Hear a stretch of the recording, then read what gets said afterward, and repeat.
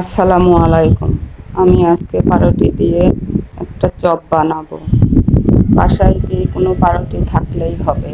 আমার ছিল গোল পাউরুটি, তাই আমি এইভাবে করে কেটে নিয়েছি। সঙ্গে একটু আলু ভর্তা করে নিয়েছি, আর বেসনটাও গুলায় নিব।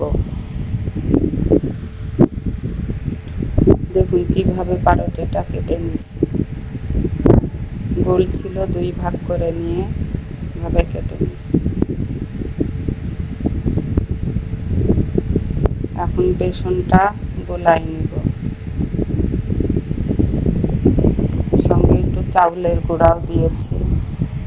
সব মশলা দিয়ে দিয়েছি, হলুদের গুঁড়া, ধনিয়ার গুঁড়া, মরিচের গুঁড়া, জিরা গুঁড়া, আদা রসুন বাটা, একটু সামান্য একটু বেকিং পাউডার দিয়ে সব দিয়ে যে সুন্দর করে আস্তে আস্তে অনেক সুন্দর করে মাখায় নিতে হবে সব একসঙ্গে।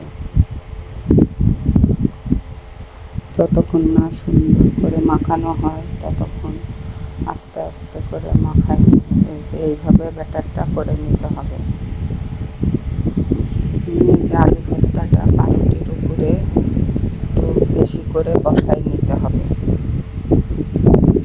বসাই নিয়ে দুইটা একসঙ্গে করে নিতে হবে। এই যে সুন্দর করে নিয়ে এই যে সব একসঙ্গে করে নিলাম। দেখুন এই যে এইভাবে সব একসঙ্গে করে নিয়ে রেখে দিয়ে এখন ভাজার পালা। এই যে কড়াইতে তেল দিয়ে দিছি। এই যে ব্যাটারের মধ্যে সুন্দর করে এটা করে নিয়ে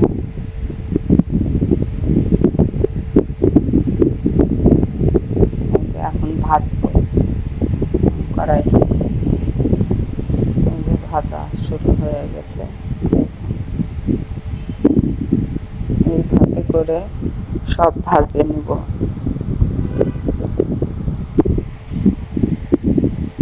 সব আস্তে আস্তে করে ভেজে নিব। কোথায় যাচ্ছে না, ভিতরে কি আছে।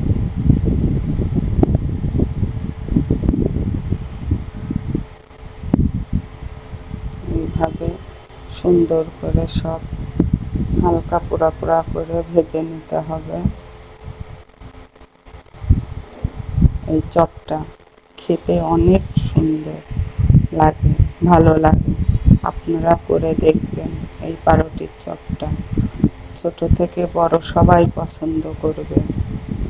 বাজার থেকে আর কিনে খেতে হবে না, বাসায় তৈরি করে নিতে পারবেন এইভাবে।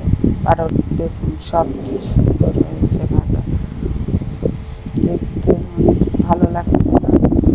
এখন কেটে নিয়ে আপনাদের দেখাবো ভিতরটা কেমন হয়েছে, আর উপরে একটা মচমচা, খেতেও তেমন ভালো লাগছে।